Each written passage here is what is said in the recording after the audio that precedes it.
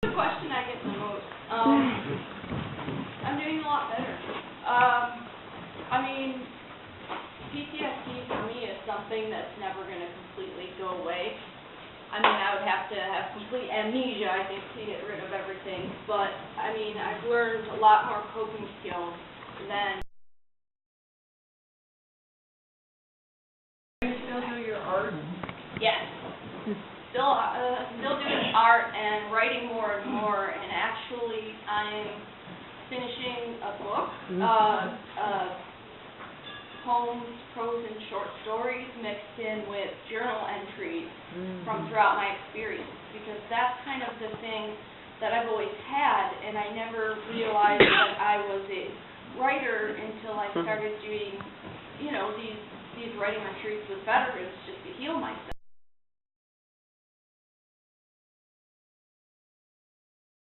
I've been filming and helping, and it was about 30 veterans. She borrowed her place from her friend Heather, who gave us this great space with like 2 houses, lots of land, beach, and you know, I had submitted this poem that I wrote to our IVAW, Iraq Veterans Against the War newsletter, and I got a phone call shortly afterwards saying, would you like to come to Martha's Vineyard? And I was like, are you going to pay?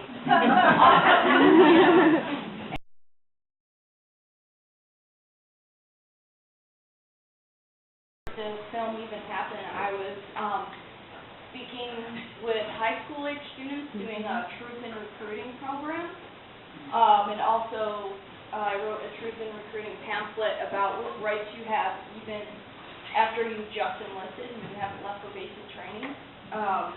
I think that's very important.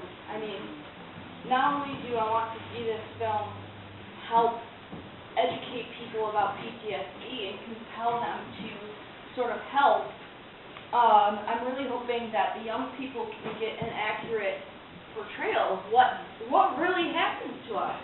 I mean, most people, like, I don't remember hearing any stories past basic training from the veterans that I talked to, so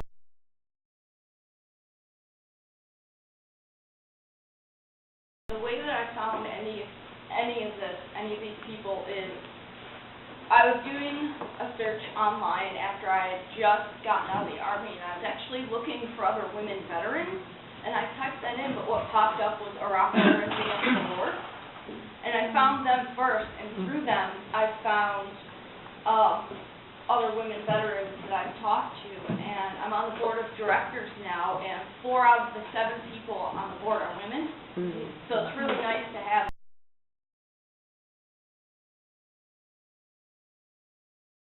Not as big and as scary as people think we are. You know, I think I'm pretty unintimidating. I mean, if you see someone that's hurting, I mean, if you ask them if they're okay, you know, they might just need a little bit of help. I mean, if you ask a veteran if they're okay, they don't immediately have to call up all of these bad memories. I mean, we do. I mean, I appreciate it when people ask me if I was okay, you know.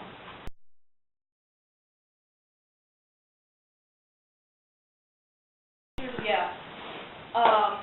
In Iraq Veterans Against the War, we have what we call our 3 points of unity. And, you know, the first one is calling for immediate withdrawal of all troops from, you know, the occupied zone. Second is reparations for all human and structural damage to the countries. And, well, we don't really know how to repay for human damage, but the third is full health care benefits for all returning veterans. The second, we have teams and committees that work on all of these different projects, and we actually have a team of people that work directly with the unions in Iraq, these oil workers, and they're going in and they